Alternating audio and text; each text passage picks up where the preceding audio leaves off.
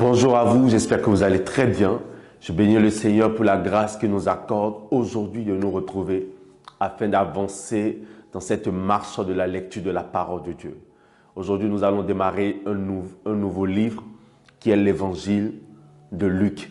Alors préparez-vous afin que nous puissions passer ce moment agréable dans la présence de Dieu. Mais avant, faisons cette courte prière. Père, nous te disons merci. Merci Seigneur pour ta bonté, merci pour ta fidélité. Nous te confions ce moment, prends contrôle. Saint-Esprit, assiste-nous, conduis-nous. Au nom de Jésus, nous avons prié et nous disons tous Amen. Alors prenez vos Bibles et allons dans l'évangile de Luc à partir du premier verset. Le premier chapitre de l'évangile de Luc, verset 1. Il est écrit, plusieurs ayant entrepris de composer un récit des événements qui se sont accomplis parmi nous, suivant ce que nous ont transmis ceux qui ont été des témoins oculaires dès le commencement et sont devenus des ministres de la parole.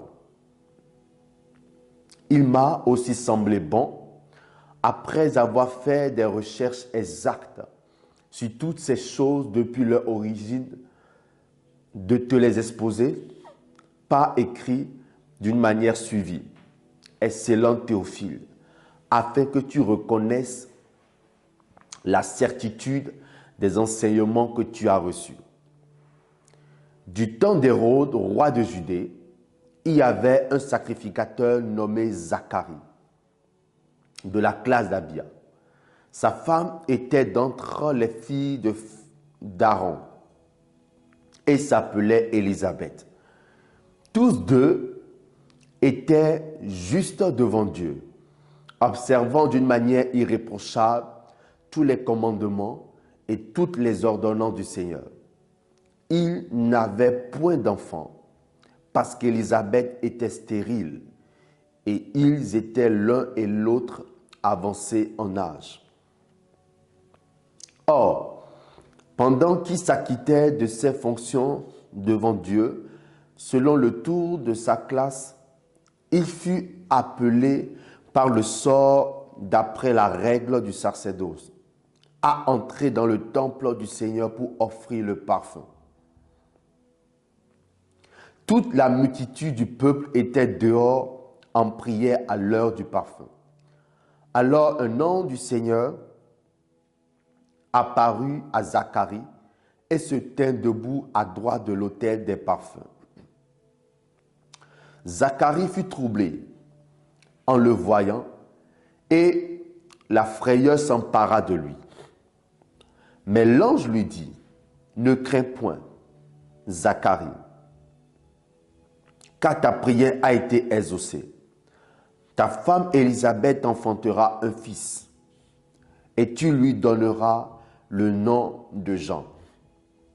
Il sera pour toi un sujet de joie, d'allégresse, et plusieurs se réjouiront de sa naissance. Car il sera grand devant le Seigneur.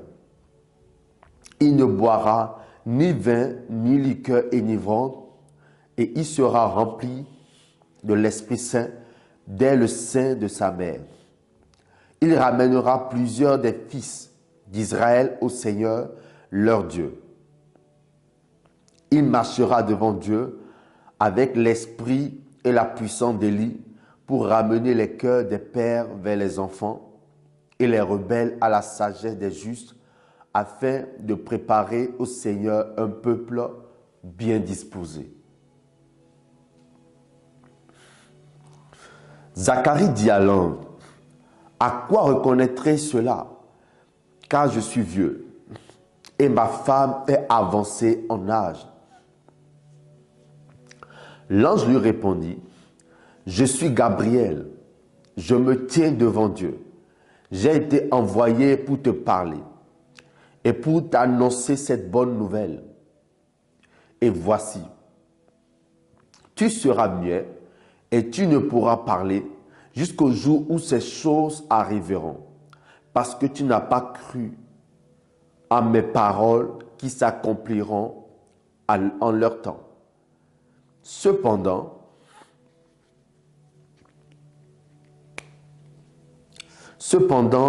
le peuple attendait Zacharie, s'étonnant de ce qu'il restait si longtemps dans le temple. Quand il sortit, il ne put leur parler, et il comprit qu'il avait eu une vision dans le temple. Il leur faisait des signes et il resta muet. Lorsque ses jours de service furent écoulés, il s'en alla chez lui. Quelque temps après, Élisabeth, sa femme, devint enceinte. Elle se cacha pendant 5 mois disant, « C'est la grâce que le Seigneur m'a faite. » Quand il a jeté les yeux sur moi pour ôter mon opprobre parmi les hommes. Au 6e mois, l'ange Gabriel fut envoyé par Dieu dans une ville de Galilée appelée Nazareth, auprès d'une vieille fiancée à un homme de la maison de David, nommé Joseph. Le nom de la vierge était Marie. L'ange entra chez elle et dit, « Je te salue, toi à qui une grâce a été faite. Le Seigneur est avec toi. » Troublée par cette parole, Marie se demandait ce que pouvait signifier une telle salutation. L'ange lui dit, « Ne crains point, Marie, car tu as trouvé grâce devant Dieu. Et voici, tu deviendras enceinte, et tu enfanteras un fils, et tu lui donneras le nom de Jésus. Il sera grand, et sera appelé Fils du Très-Haut. Et le Seigneur Dieu lui donnera le trône de David, son père. Il régnera sur la maison de Jacob éternellement, et son règne n'aura point de fin. » Marie dit à l'ange, « Comment cela se fera-t-il, puisque je ne connais point d'homme ?» L'ange lui répondit, « Le Saint-Esprit viendra sur toi, et la puissance du Très-Haut te couvrira de son ombre.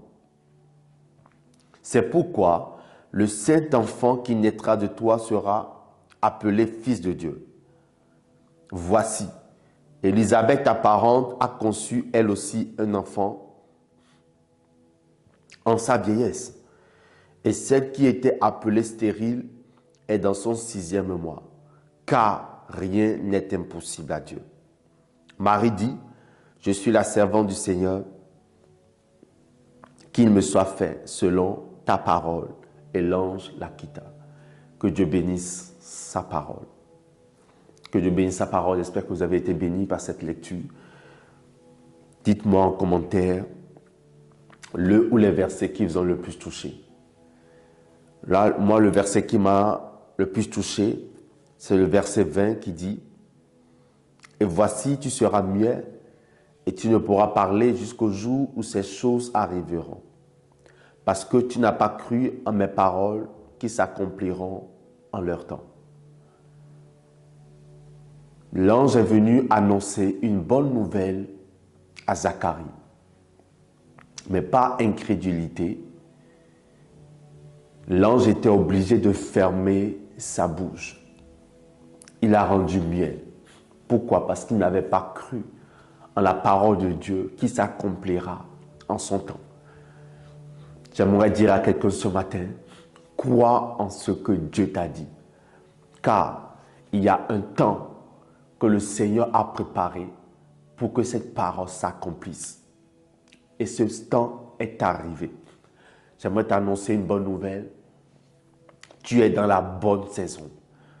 Tu es dans la saison dans laquelle cette guérison va se manifester. Tu es dans la saison où ce travail va se manifester.